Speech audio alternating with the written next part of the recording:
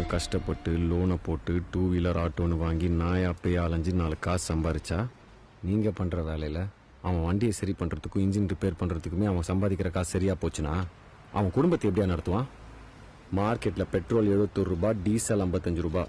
ஆனால் நாங்கள் உங்களுக்கு பெட்ரோல் 55 ரூபாய்க்கும் டீசல் 45 ரூபாய்க்கும் தரோம். அது பத்தாதுன்னு கலப்பட பெட்ரோல் ஓட்டுறீங்கல்ல தம்பி. நம்ம சரக்கு மட்டும் என்ன நேர் வழியா வருது? குறுக்கு வழியில தான் வருது.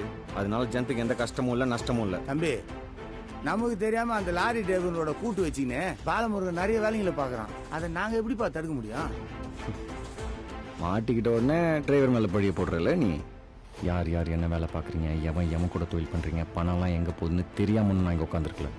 இனிமே உங்க டேங்கர் லாரி ஒண்ணு கூட எண்ணெய் எடுத்துக்கிட்டு பங்க் பக்கமோ ஃபேக்டரி பக்கமோ போக முடியாது. லாரியோட பாடி பிரிச்சு கட்டி தண்ணி லாரி கொடுங்க. என்ன முடியாதா? அப்ப பாடியை பிரிச்சு உடைச்சு காயலாங்கடல எடை போட்டுருங்க. என்ன ஓகே தானே?